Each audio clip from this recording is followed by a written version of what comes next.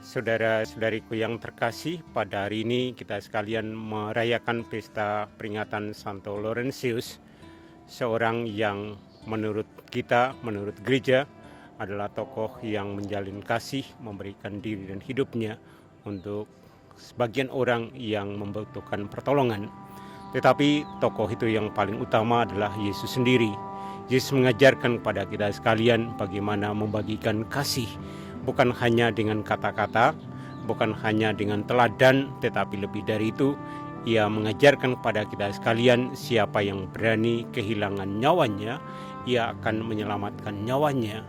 Karena itu, Yesus sendiri memberikan nyawanya untuk kita, memberikan nyawanya untuk banyak orang, agar semakin banyak orang diselamatkan.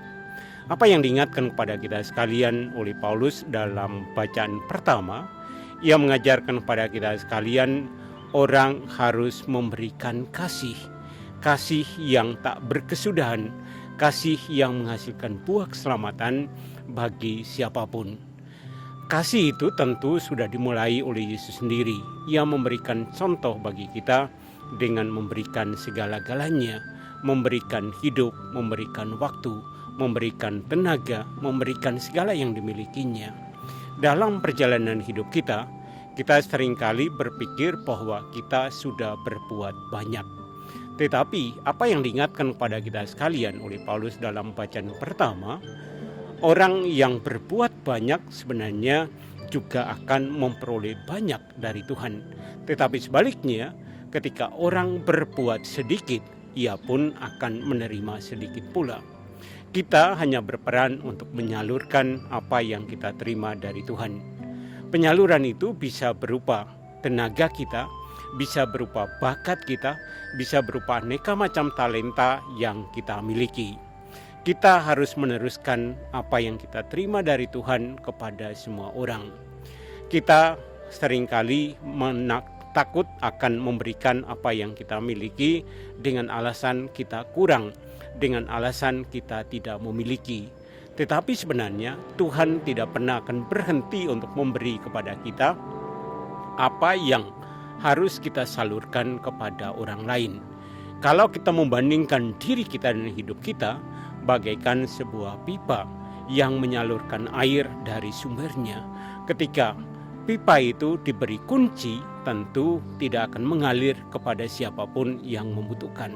Tetapi sebaliknya, ketika pipa itu selalu dibuka, maka air, apalagi rahmat Allah, pasti akan terus-menerus mengalir kepada setiap orang yang membutuhkannya dan tidak pernah akan berhenti pada dirinya sendiri. Ketika itu dikunci oleh kita, maka tanggung jawab sebenarnya ada di tangan kita.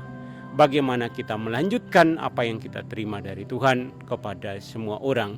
Bagaimana kita meneruskan kasih Allah kepada orang-orang yang ada di sekitar kita, dimulai dari keluarga kita, dimulai dari masyarakat yang paling dekat dengan kita. Kita seringkali berpikir untuk memberikan yang luar biasa, tetapi kita lupa bahwa semuanya itu akan ditambahkan kepada kita kalau kita memulai dari hal-hal yang kecil, dari hal-hal yang sederhana, dari apa yang kita bisa lakukan di tempat kita, di rumah kita, di lingkungan kerja kita, atau dimanapun kita hidup. Lebih dari itu tentu kita membutuhkan tenaga yang ekstra. Tetapi tidak perlu khawatir, tidak perlu takut bahwa Tuhan bersama dengan kita. Ia selalu mau memberi, Ia selalu mau berbagi, Ia mencurahkan segala-galanya bagi kita untuk melanjutkan perjalanan hidup kita agar semakin banyak orang menerima rahmat Allah. Apalagi dalam perjalanan hidup kita pada tahun ini, kita diajak untuk berbelas kasih sebagaimana Allah berbelas kasih kepada kita. Ajakan Paus Fransiskus dalam ajakan berbelas kasih atau tahun kerahiman Allah ini mengajak kita sekalian untuk berani memberi, berani berbagi apa yang kita punya, bukan apa yang tidak kita punya. Seringkali kita belajar, seharusnya kita belajar dari pengalaman janda di Sarfat yang misalnya ia berani memberikan roti yang ia tahu setelah membagikannya ia akan mati. Tetapi dengan menyalurkannya, Allah justru menambahkan apa yang ada padanya menjadi berkelimpahan. Atau kita bisa belajar dari pengalaman Yesus membagikan 5 roti kepada 5.000 orang, yang di dalamnya tentu dianggap kurang, dianggap tidak cukup, tetapi Allah menambahkannya sehingga pada akhirnya memperoleh banyak yang sisa. Kita sebenarnya juga harus melakukan hal yang sama, memberikan diri, memberikan hidup, memberikan talenta yang kita miliki, memberikan bakat yang kita punya, bahkan memberikan harta yang kita miliki kepada orang-orang yang membutuhkannya. Dengan demikian, mereka pun akan merasakan kasih Allah, mereka pun akan menerima berkat Allah. Kita seringkali menyadar atau takut bahwa kita kurang, kita tidak punya, kita lemah, kita terbatas. Tetapi kita lupa bahwa Allah selalu menyempurnakannya, Allah selalu menambahkannya. Semoga apa yang kita mulai pada hari ini menghasilkan buah keselamatan bagi kita dan orang-orang yang ada di sekitar kita. Tuhan memberkati Anda sekalian. Amin.